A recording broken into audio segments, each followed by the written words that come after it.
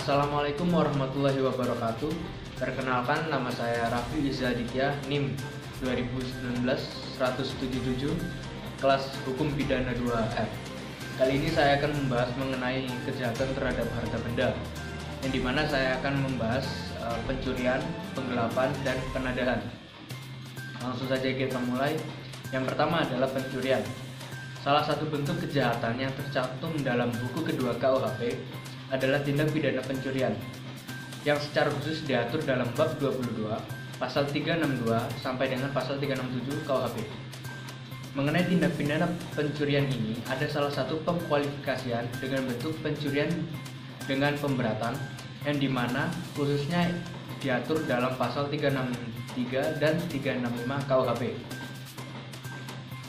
Kaitan dengan masalah kejahatan pencurian di Indonesia, mengenai tindak pidana pencurian diatur dalam KUHP yang dibedakan atas 5 macam pencurian. Pencurian yang pertama adalah pencurian biasa yang diatur dalam pasal 362 KUHP. Berdasarkan rumusan dari pasal 362 KUHP, unsur-unsur tindak pidana pencurian biasa adalah: yang pertama, unsur objektifnya yaitu mengambil; yang kedua, suatu barang; yang ketiga adalah yang seluruhnya atau sebagian milik orang lain. Kemudian untuk unsur subjektifnya yaitu yang pertama dengan maksud, kemudian yang kedua untuk memiliki barang atau benda tersebut untuk dirinya sendiri, yang ketiga melawan secara hukum. Nah, untuk pencurian yang kedua itu adalah pencurian dengan pemberatan, yang dimana ini diatur dalam pasal 363 KUHP. Istilah pencurian dengan pemberatan atau yang biasanya secara doktrinal disebut sebagai pencurian yang dikualifikasikan. Nah, maksudnya adalah pencurian dikualifikasikan ini menunjukkan pada suatu pencurian yang dilakukan dengan cara-cara tertentu atau dalam hal keadaan tertentu, sehingga bersifat lebih berat dan karenanya diancam dengan pidana yang lebih berat pula. Oleh karena pencurian yang dikualifikasikan tersebut merupakan pencurian yang dilakukan dengan cara-cara tertentu dan dalam keadaan tertentu yang bersifat memberatkan, maka pembuktian terhadap unsur-unsur tindak pidana pencurian dengan pemberatan harus diawali dengan membuktikan pencurian dalam bentuk pokoknya. Nah, berdasarkan rumusan yang terdapat dalam pasal 363 KUHP, maka unsur-unsur tindak pidana pencurian dengan pemberatan adalah: yang pertama, untuk unsur-unsurnya sendiri itu kurang lebih sama dengan unsur-unsur yang terdapat dalam pasal 362 KUHP. Nah, yang kedua adalah unsur yang memberatkan. Nah, unsur yang memberatkan dalam pasal 363 KUHP ini meliputi: yang pertama, pencurian ternak yang terdapat pada pasal 363 ayat 1 poin 1 KUHP. Kemudian yang kedua adalah pencurian pada waktu ada musibah seperti kebakaran, peletusan, banjir, gempa bumi atau gempa laut, peletusan gunung api, kapal karam, kapal terdampar, kecelakaan kereta api, huru-hara, pemberontakan atau bahaya perang.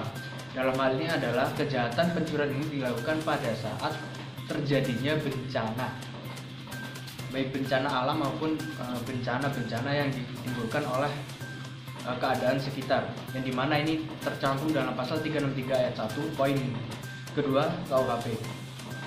Yang ketiga adalah pencurian di waktu malam dalam sebuah rumah atau pekarangan tertutup yang ada rumahnya, yang dilakukan oleh orang atau adanya di situ tidak diketahui dan tidak dikehendaki oleh orang yang berhak. Yang berhak ini maksudnya adalah orang yang memiliki, yang tercantum dalam pasal 363 ayat 1 poin ke-3. Kemudian yang keempat adalah pencurian yang dilakukan oleh dua orang yang bersekutu.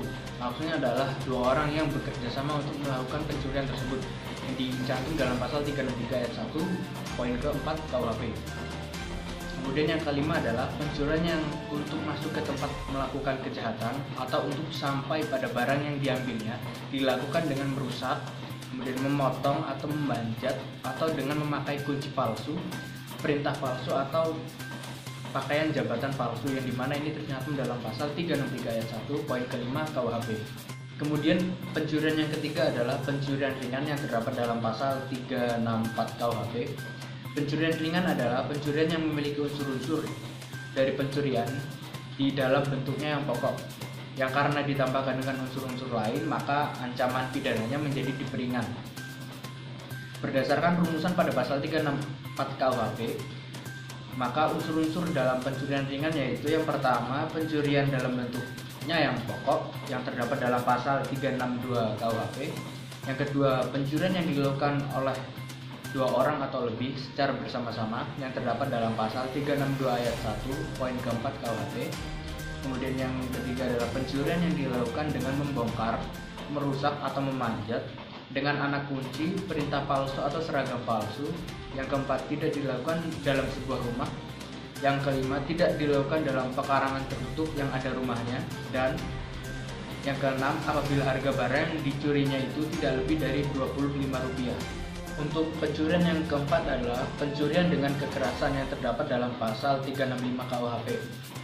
Jenis pencurian yang diatur dalam pasal 365 KUHP ini lazim disebut dengan istilah pencurian dengan kekerasan atau populer dengan istilah curas. Nah, untuk unsur-unsur dalam pasal ini adalah kurang lebih sama dengan pasal-pasal pencurian yang sebelumnya, namun di sini untuk unsur objektifnya ketambahan dengan yang namanya unsur kekerasan. Nah, yang terakhir, jenis pencurian yang kelima adalah pencurian dalam keluarga yang terdapat dalam pasal 367 KUHP. Pencurian sebagaimana diatur dalam ketentuan pasal 367 KUHP ini merupakan pencurian di dalam keluarga atau kalangan keluarga. Artinya, baik pelaku maupun korbannya masih dalam satu keluarga. Pencurian dalam pasal 367 KUHP ini akan terjadi apabila seorang suami atau istri melakukan dengan sendiri atau membantu orang lain untuk melakukan pencurian terhadap harta benda istri maupun suaminya.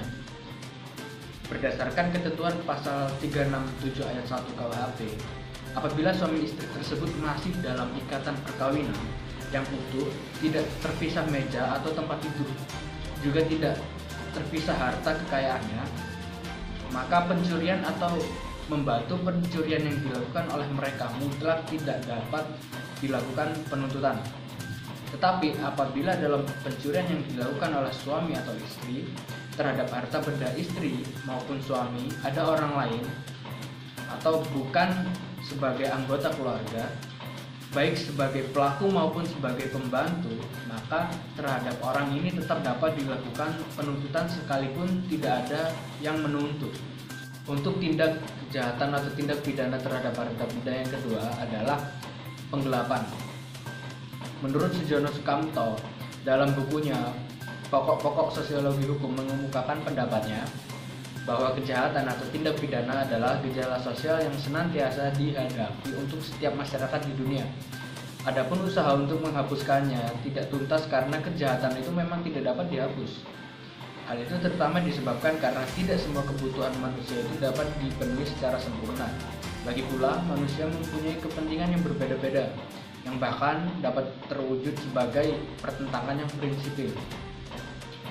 Menurut pasal 372 KUHP, tindak pidana penggelapan adalah barang siapa dengan sengaja dan melawan hukum memiliki barang sesuatu yang seluruhnya atau sebagian adalah kepunyaan orang lain, tetapi yang ada dalam kekuasaannya bukan karena kejahatan, diancam karena penggelapan dengan pidana penjara paling lama 4 tahun atau denda paling banyak adalah Rp900. Menurut R. Susilo, penggelapan adalah kejahatan yang hampir sama dengan pencurian yang ada di dalam pasal 362 KUHP. Yang bedanya ialah pada pencurian barang yang dimiliki itu belum berada di tangan pencuri dan masih harus diambilnya. Sedangkan dalam penggelapan, pada waktu dimilikinya barang itu sudah ada di tangan si pelaku atau si pembuat dan tidak dengan jalan kekerasan atau kejahatan. Tindak pidana penggelapan dalam bentuk pokok diatur dalam pasal 372 KUHP yang mempunyai unsur-unsur sebagai berikut. Untuk unsur subjektifnya, yaitu dilakukan dengan sengaja. Untuk unsur objektifnya, yaitu barang siapa, kemudian menguasai secara melawan hukum suatu benda, bagian atau seluruhnya, dan berada padanya bukan karena kejahatan.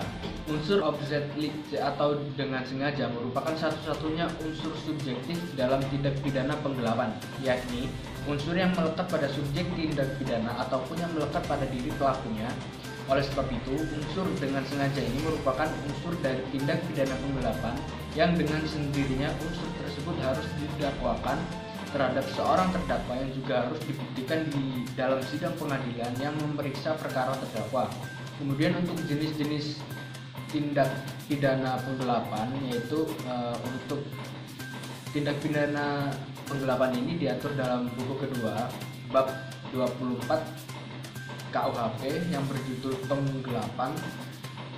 Tindak pidana penggelapan diatur dalam beberapa pasal, yaitu pasal 372 KUHP sampai dengan pasal 377 KUHP. Tindak pidana terhadap harta benda yang ketiga adalah penadahan. Penadahan dapat kita temukan dasar hukumnya yang terdapat dalam pasal 480 KUHP yang berbunyi seperti ini ya. Nah, terkait pasal di atas, R. Susilo menjelaskan dalam bukunya yang berjudul Kitab Undang-Undang Hukum Pidana serta komentar-komentarnya lengkap pasal demi pasal, menyatakan bahwa yang pertama yang dinamakan sekongkol atau biasa disebut ulet tada itu sebenarnya hanya perbuatan yang disebutkan pada sub 1 pada pasal tersebut. Kemudian yang kedua, perbuatan yang disebut pada sub 1 dibagi atas dua bagian. Nah, bagian pertama membeli, menyewa, dan sebagainya, atau tidak perlu dengan maksud dengan hendak mendapatkan untung. Barang yang diketahuinya atau patut disangkanya diperoleh karena kejahatan. Kemudian bagian kedua, menjual, menukarkan, menggadaikan, dan sebagainya dengan maksud untuk mendapatkan keuntungan dari barang yang diketahuinya atau patut disangkanya diperoleh karena kejahatan. Kemudian yang ketiga, yang menurut R. Susilo ini, elemen penting pada pasal ini adalah terdakwa itu harus mengetahui atau patut dapat menyangka bahwa barang itu asal dari kejahatan. Di sini terdakwa tidak perlu tahu dengan pasti asal muasal barang itu dari kejahatan apa, baik pencurian, penggelapan maupun kejahatan-kejahatan yang lain. Akan tetapi sudah cukup apabila ia patut dapat menyangka bahwa barang itu berasal dari atau maksudnya di sini adalah terdakwa itu mengira-ngira atau mencurigai barang tersebut bukan barang yang terang. Nah, maksud bukan barang yang terang ini adalah barangnya tidak jelas didapatkan dari mana. Untuk membuktikan elemen ini memang sukar, akan tetapi dalam prakteknya biasanya dapat dilihat dari keadaan atau cara dibelinya. Barang itu misalkan dibeli dengan di bawah harga, kemudian dibeli pada waktu malam secara bersembunyi yang menurut ukuran di tempat itu memang mencurigai atau mencurigakan. Oke, itulah yang saya sampaikan untuk sub pokok yang dibahas mengenai tindak pidana terhadap harta benda ini. Selanjutnya akan dibacakan oleh kawan saya, yaitu Saudara Hardan Syah.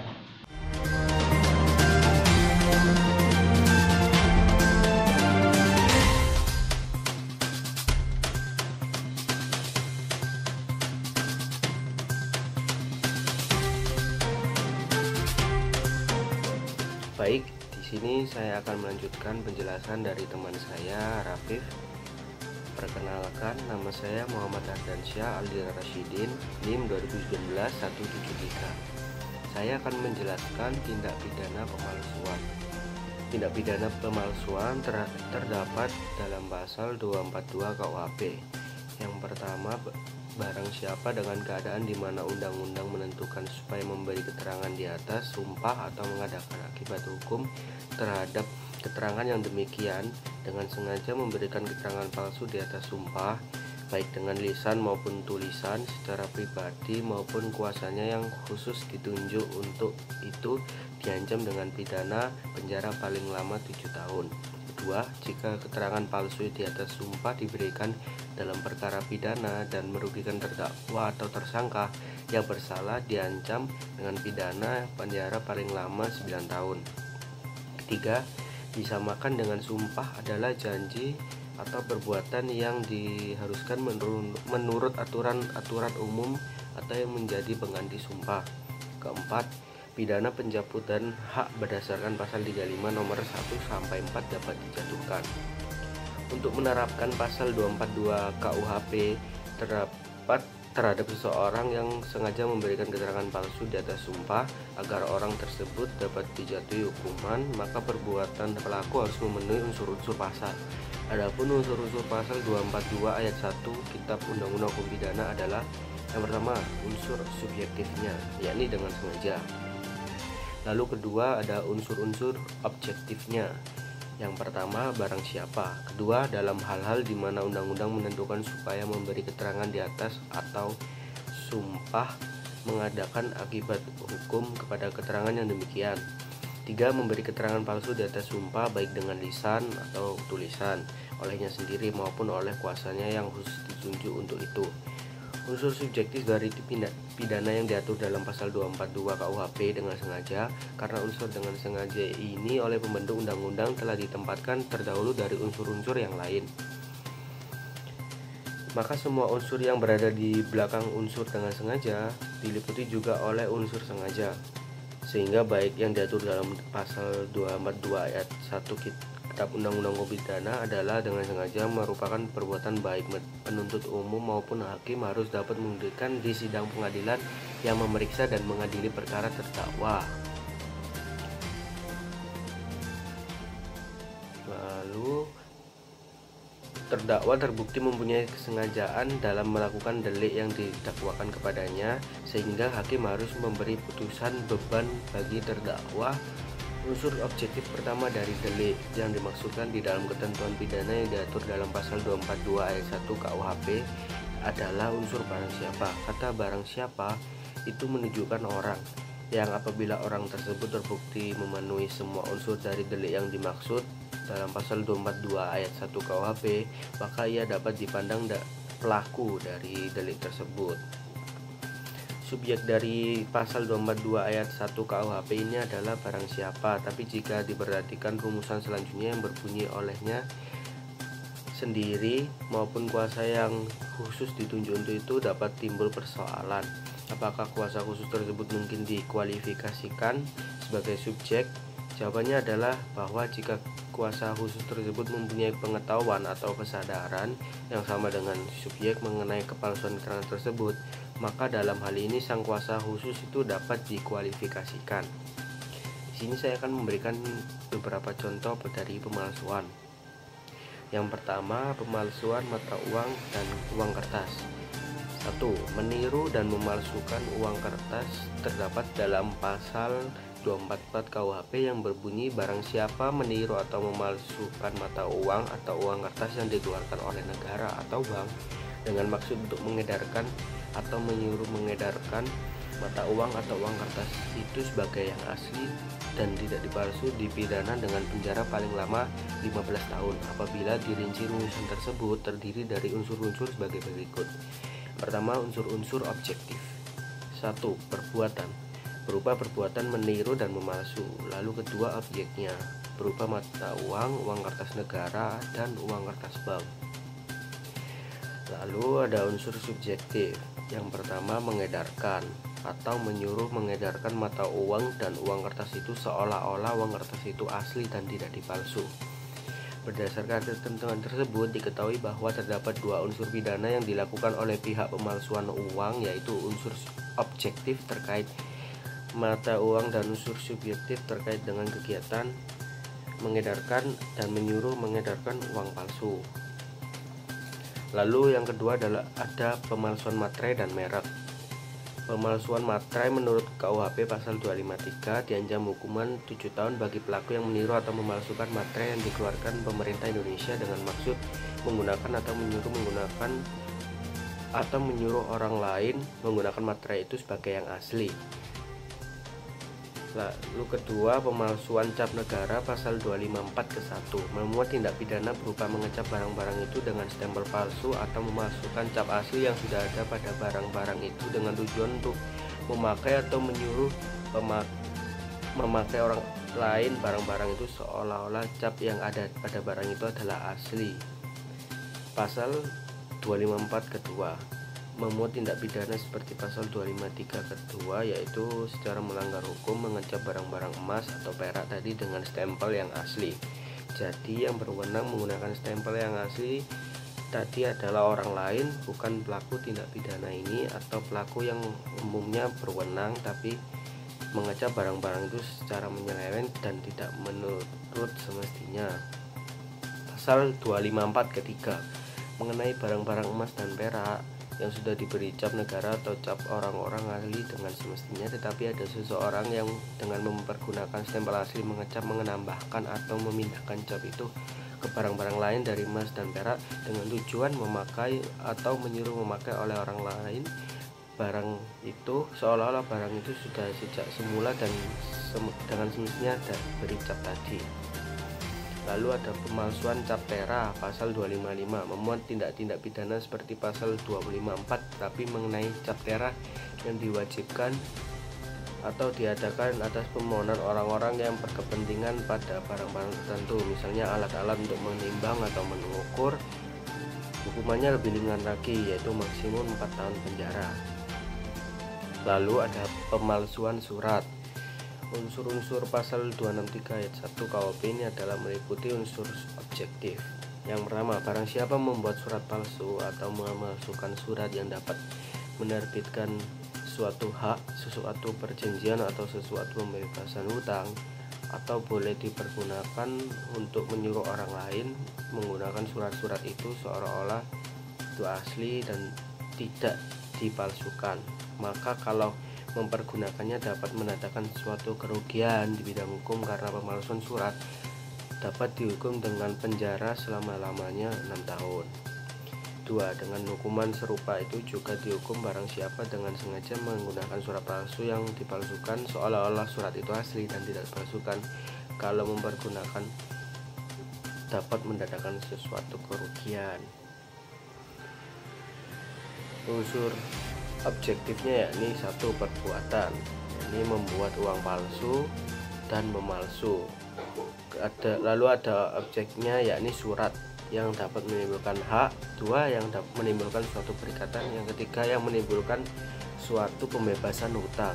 Dan terakhir yang dipergunakan sebagai bukti daripada suatu hal dapat menimbulkan akibat. Unsur subjektifnya yakni dengan maksud untuk menggunakan sebagai surat yang asli dan tidak dipalsukan atau membuat orang lain menggunakan tersebut. Lalu di dalam pasal 264 KUHP ditegaskan bahwa pemalsuan surat diancam dengan pidana penjara paling lama 8 tahun jika dilakukan terhadap 1. Akta-akta otentik, 2. Surat hutang atau sertifikat hutang dari sesuatu negara atau bagiannya ataupun dari suatu lembaga umum, 3. Surat sero atau hutang atau sertifikat sero atau hutang dari suatu perkumpulan, yayasan, perseroan atau maskapai, 4. Talon. Yang terakhir, surat kredit atau surat dagang yang diperuntukkan untuk diedarkan, diancam dengan pidana yang sama barang siapa dengan sengaja memakai surat tersebut dalam ayat pertama yang isinya tidak sejati atau yang dipalsukan seolah-olah benar dan tidak dipalsu, jika pemalsuan surat itu dapat menimbulkan kerugian. Lalu saya akan menjelaskan tindak pidana pemerasan dan pengancaman. Tindak pidana pemerasan sebagaimana diatur dalam bab 23 KUHP sebenarnya terdiri dari 2 macam tindak pidana, yaitu tindak pidana pemerasan atau aftersing dan tindak pidana pengancaman atau outraging. Kedua macam tindak pidana tersebut mempunyai sifat yang sama, yaitu suatu perbuatan yang bertujuan memeras orang lain. Justru karena sifatnya yang sama itulah kedua tindak pidana ini biasanya disebut dengan nama yang sama, yaitu pemerasan, serta diatur dalam bab yang sama. Sekalipun demikian, tidak salah kiranya apabila orang menyebut bahwa kedua tindak pidana tersebut mempunyai sebutan sendiri, yakni pemerasan untuk tindak pidana yang diatur dalam pasal 368 KUHP dan pengancaman untuk tindak pidana yang diatur dalam pasal 369 KUHP. Oleh karena memang dalam KUHP sendiri pun juga menggunakan kedua nama tersebut untuk menunjuk pada tindak pidana yang diatur dalam pasal 368 dan 369 KUHP. Dalam ketentuan pasal 36 KUHP, tindak pidana pemerasan dirumuskan dengan rumusan sebagai berikut. 1. Barang siapa dengan maksud untuk menguntungkan diri sendiri atau orang lain secara melawan hukum, memaksa orang lain dengan kekerasan atau ancaman kekerasan untuk memberikan suatu barang yang seluruhnya atau sebagian adalah milik orang lain, atau supaya memberikan hutang maupun menghapus piutang, diancam karena pemerasan dengan pidana penjara paling lama 9 tahun. Kedua, ketentuan pasal 365 ayat 2, ayat 3, ayat 4 berlaku dalam tindak pidana ini. Unsur-unsur dalam ketentuan ayat 1 pasal 368 KUHP adalah unsur objektif yang meliputi unsur-unsur 1. Memaksa, 2. Orang lain, 3. Dengan kekerasan atau ancaman kekerasan, 4. Untuk memberikan atau menyerahkan sesuatu barang, 5. Supaya memberi hutang, dan terakhir untuk menghapus piutang. Lalu ada unsur subjektif yang meliputi unsur-unsur pertama dengan maksud, kedua untuk menguntungkan diri sendiri atau orang lain. Unsur memaksa dengan istilah memaksa dimaksudkan adalah melakukan tekanan pada seseorang sehingga orang itu melakukan sesuatu yang berlawanan dengan kehendaknya sendiri. Unsur untuk memberikan atau menyerahkan sesuatu barang berkaitan dengan unsur itu. Persoalan yang muncul adalah kapan dikatakan ada penyerahan suatu barang. Penyerahan suatu barang dianggap telah ada apabila barang diminta oleh pemeras tersebut telah dilepaskan dari kekuasaan orang yang diperas, tanpa melihat apakah barang tersebut sudah benar-benar dikuasai oleh orang yang memeras atau belum. Pemerasan dianggap telah terjadi apabila orang yang diperas itu telah menyerahkan barang atau benda yang dimaksudkan si pemeras. Sebagai akibat pemerasan terhadap dirinya, penyerahan barang tersebut tidak harus dilakukan sendiri oleh orang yang diperas kepada pemeras. Penyerang barang tersebut dapat saja terjadi dan dilakukan oleh orang lain selain dari orang yang diperas. Lalu unsur supaya memberi hutang berkaitan dengan pengertian memberi hutang dalam rumusan pasal ini perlu kiranya mendapatkan pemahaman yang benar. Memberi hutang di sini mempunyai pengertian bahwa si pemeras memaksa orang yang diperas untuk membuat suatu perikatan atau suatu perjanjian yang menyebabkan orang yang diperas harus membayar sejumlah uang tertentu. Lalu ada unsur untuk menghapus utang. Dengan menghapusnya piutang yang dimaksudkan adalah menghapus atau meniadakan perikatan yang sudah ada dari orang yang diperas kepada pemeras atau orang tertentu yang dikehendaki oleh pemeras. Unsur-unsur dalam ketentuan ayat 2 pasal 368 KUHP adalah tindak pidana pemerasan itu dilakukan pada waktu malam dalam sebuah rumah atau pekarangan kereta api atau tram sedang berjalan. Ketentuan ini berdasarkan pasal 368 ayat 2 pasal 365 ayat 2 ke 1 KUHP dengan ancaman pidana selama 12 tahun penjara. Tindak pidana pemerasan itu dilakukan oleh dua orang atau lebih secara bersama-sama sesuai dengan ketentuan pasal 368 ayat 2 dan pasal 365 ayat 2 KUHP dengan ancaman pidana 12 tahun penjara. Tindak pidana pemerasan apabila mengakibatkan terjadinya luka berat sebagaimana diatur dalam pasal 368 ayat 2 dan pasal 365 ayat 2 ke 4 KUHP, ancaman pidananya sama dengan yang di atas, yakni 12 tahun penjara. Apabila tindak pidana pemerasan itu mengakibatkan matinya orang, dalam ketentuan pasal 368 ayat 2 dan pasal 365 ayat 3 KUHP, ancaman pidana yang lebih berat yakni 15 tahun penjara. Tindak pidana pemerasan tersebut telah menimbulkan luka berat atau kematian serta dilakukan oleh dua orang atau lebih secara bersama-sama dengan disertai hal-hal yang memberatkan secara yang diatur dalam pasal 365 ayat 1 dan ayat 2. Lalu tindak pidana pengancaman. Bentuk tindak pidana pengancaman dalam bahasa Inggris ini dikenal sebagai nama blackmail, sedang dalam bahasa Prancis dengan istilah chantage.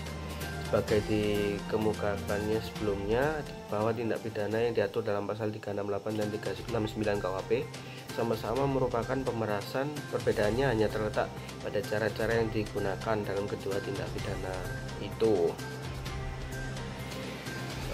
Pasal 368 KUHP yang lazim disebut pemerasan menggunakan kekerasan atau ancaman kekerasan, sedangkan tindak pidana dalam pasal 369 KUHP yang lazim disebut sebagai pengancaman menggunakan cara pencemaran baik lisan maupun tertulis. Kejahatan ini tidak dituntut kecuali atas pengaduan orang yang terkena kejahatan.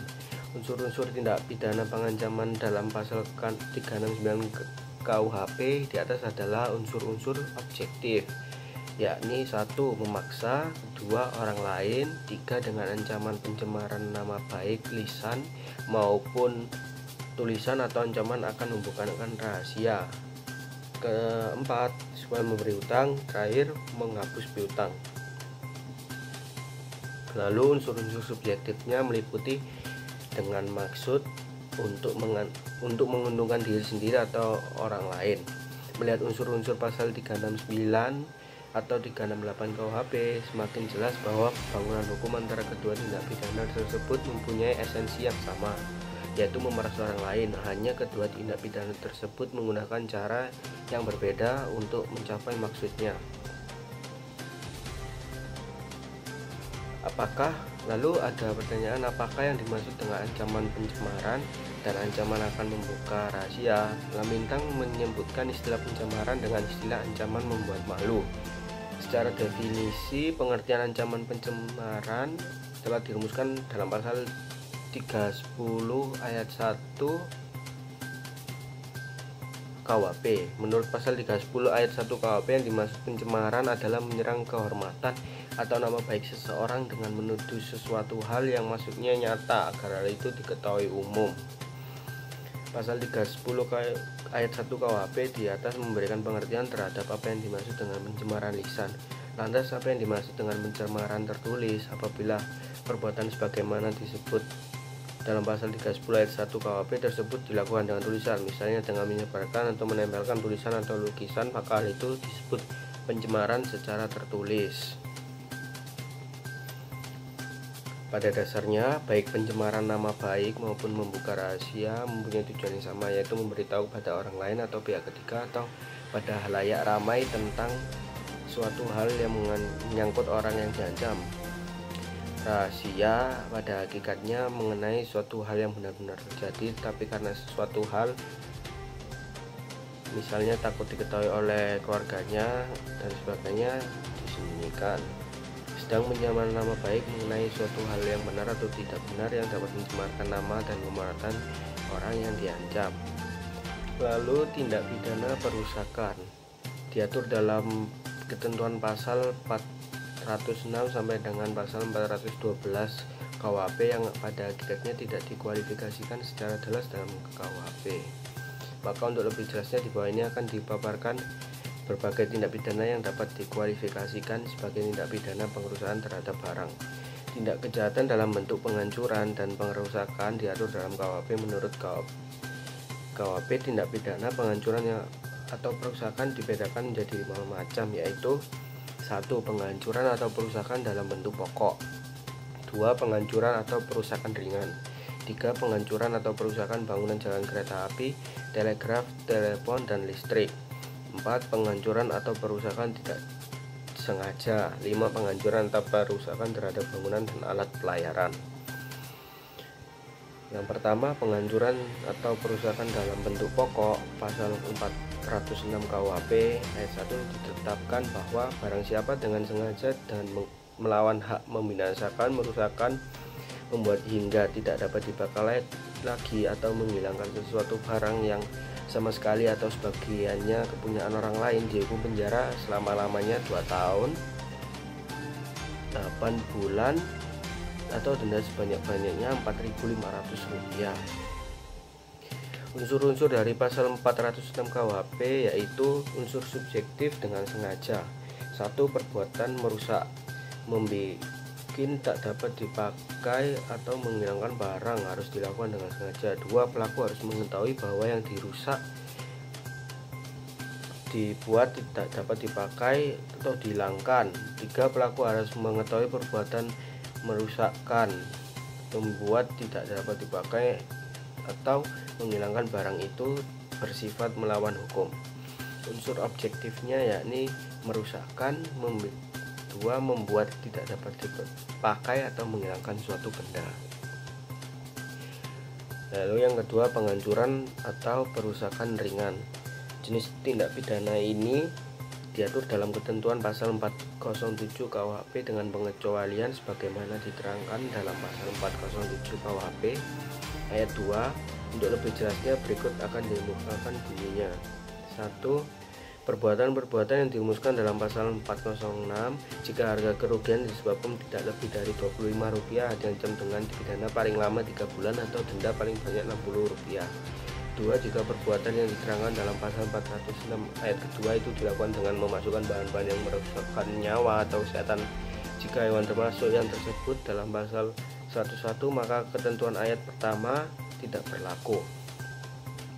Pada waktu mengusut perkara perusakan ini, polisi senantiasa harus menyelidiki berapakah uang kerugian yang diderita oleh pemilik barang yang telah dirusak itu. Bila tidak lebih dari Rp250, dikenakan pasal 407. Demikian pula jika binatang yang dibunuh itu bukan hewan, pasal 101, atau alat untuk membunuh tersebut binatang itu bukan zat yang dapat merusakkan nyawa atau kesehatan. Adapun unsur-unsur pasal 407 ayat 1 dan 2 jika dirinci ialah sebagai berikut. Pertama, unsur-unsur objektif yang meliputi menghancurkan, merusak, membuat tidak dapat dipakai atau menghilangkan suatu barang dan seekor hewan yang seluruh milik orang lain. Harga kerugian tidak lebih dari Rp25. 2. Unsur subjektif yang meliputi dengan sengaja dan melawan hukum. Unsur-unsur dalam pasal 407 ayat 2 KUHP yaitu: yang pertama, unsur-unsur objektif meliputi membunuh, merusak, membuat tidak dapat dipakai atau menghilangkan seekor hewan, tidak menggunakan zat yang membahayakan nyawa atau kesehatan. Hewan tidak termasuk hewan yang tersebut dalam pasal 101. Kedua, unsur-unsur subjektif yang meliputi dengan sengaja dan secara melawan hukum. Itulah penjelasan isi pasal tentang pengerusakan, pasal 406 dan 407 KUHP. Itu saja yang bisa kami sampaikan. Mohon maaf apabila ada salah kata dan apabila ada saran bisa ditulis di kolom komen. Jangan lupa like dan komen apabila kalian suka. Sekian dari kelompok kami. Wassalamualaikum warahmatullahi wabarakatuh.